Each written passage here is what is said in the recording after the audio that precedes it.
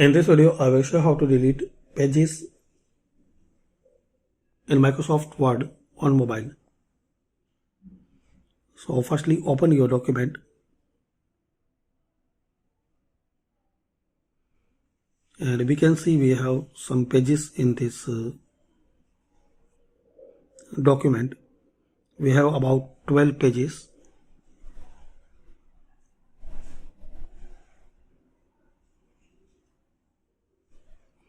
So to delete any page, long press. Now here click on edit.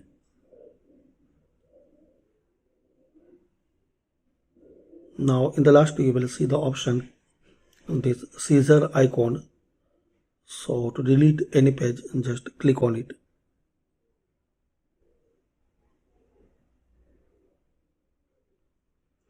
And click on yes. So now